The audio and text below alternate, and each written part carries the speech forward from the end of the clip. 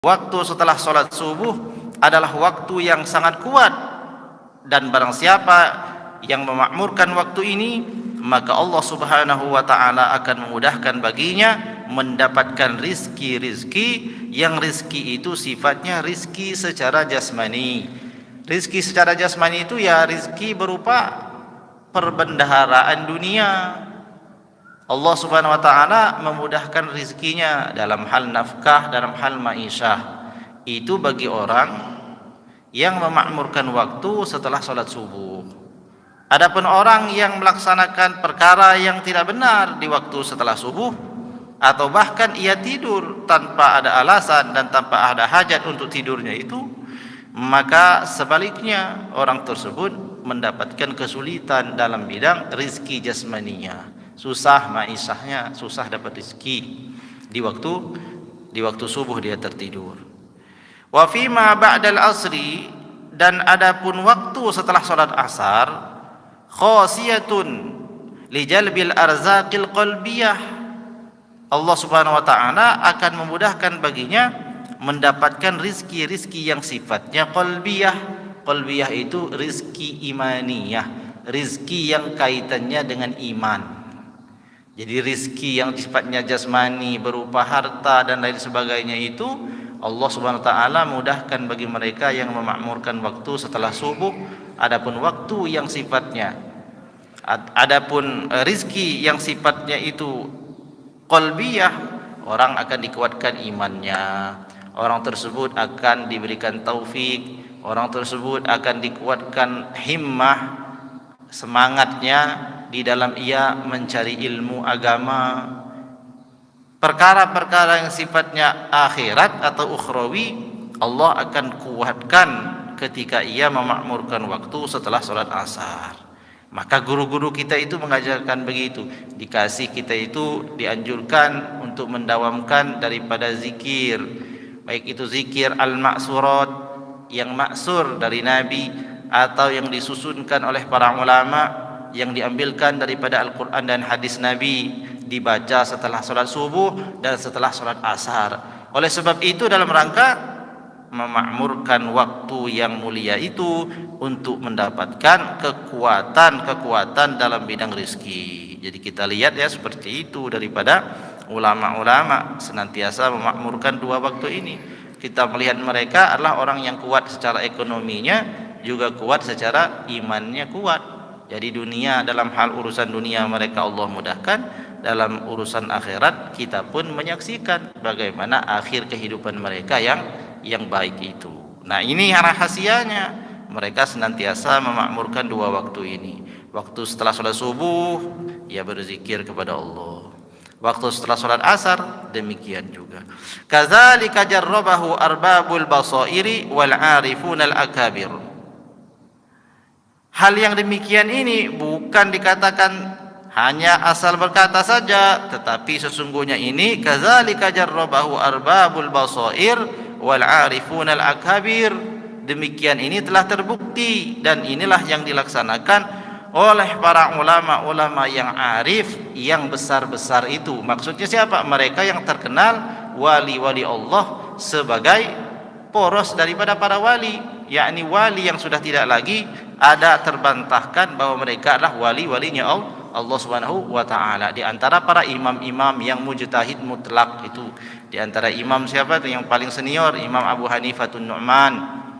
Kemudian selanjutnya yang paling dilanjutkan dengan generasi selanjutnya Imam Malik, dilanjutkan lagi Imam Asy-Syafi'i, dilanjutkan lagi Imam Ahmad bin Hanbal, sampai kepada para ulama-ulama yang telah terkenal dan sampai hari ini ilmu mereka diwarisi. Syekh Abdul Qadir Al-Jilani, Syekh Bahauddin An-Naqsabandi, Syekh Ahmad Ar-Rifai, Al-Imam Al-Ghazali, Al-Imam Ad-Dusuqi, Al-Imam Asy-Sya'rani, dan imam-imam yang lain itu, mereka itulah ahli tajribat namanya, orang yang sudah melaksanakannya dan telah berakhir hayatnya dengan hayat yang baik. Kita kenal dengan nama husnul khotimah.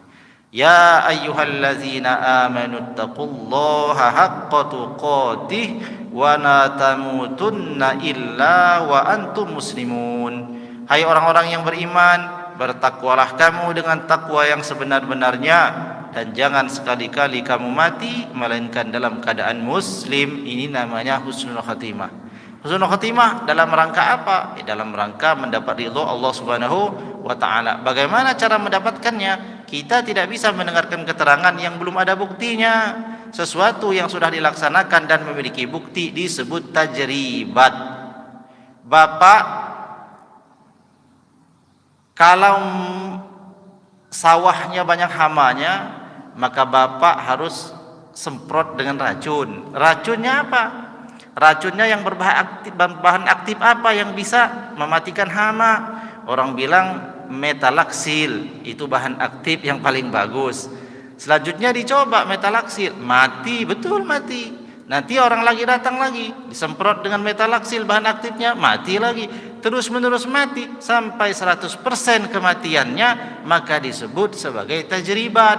Kalau tidak benar dalam hal dicoba, maka itu namanya bukan tajribat. Jadi tajribat itu perkara yang mendapatkan promosi spesial dari para pelakunya. Jadi banyak daripada saran-saran yang disarankan oleh para ulama ketika ia terbukti namanya tajribat. Nah, ini zikir selain daripada anjuran baginda Nabi sallallahu alaihi wasallam di dalam riwayat-riwayat yang disampaikan dari Nabi, maka ulama terapkan itu. Setelah diterapkan maka benar terbukti, maka itu namanya tajribah.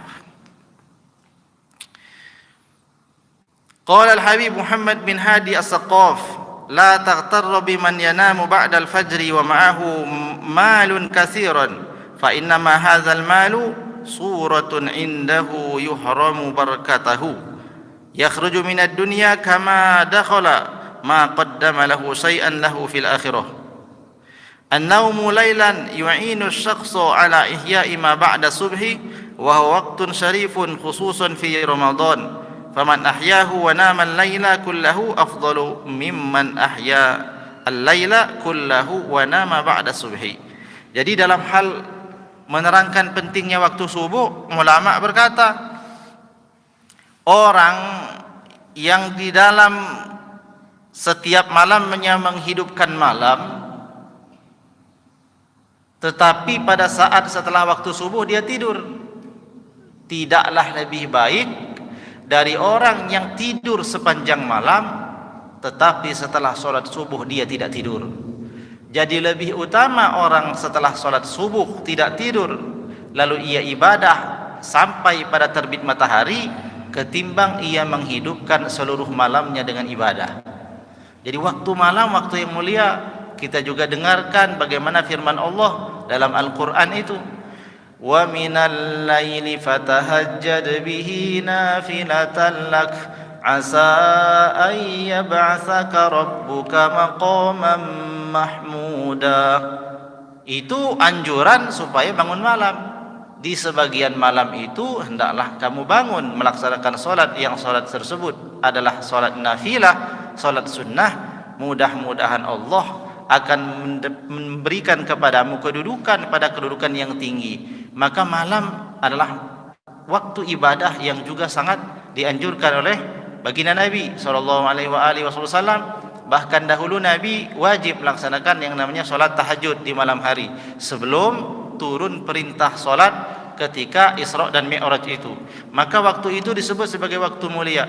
Tapi andai ada orang yang melaksanakan ibadah di waktu malam, bahkan ia habiskan satu malam untuk ibadah, tetapi setelah sholat subuh dia tertidur sebelum terbit matahari, maka itu tidak lebih baik daripada orang yang setiap malam tidur sejak selesai sholat isya sampai menjelang subuh. Yang penting setelah subuh dia tidak tidur, tapi dia menghidupkan waktu setelah sholat subuh sampai terbit matahari.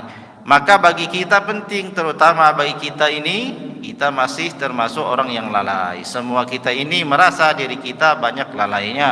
Maka kita menjaga-jaga waktu supaya pada waktu itu kita bisa terjaga, bisa melaksanakan ibadah dengan ibadah yang banyak. Ini saja pengajian kita pada pagi hari ini. Mudah-mudahan bisa kita ingat waktu-waktu yang telah dipilihkan untuk kita banyakkan ibadah kita sehingga kita mendapatkan kebaikan yang besar di dalamnya. Mudah-mudahan ada manfaatnya.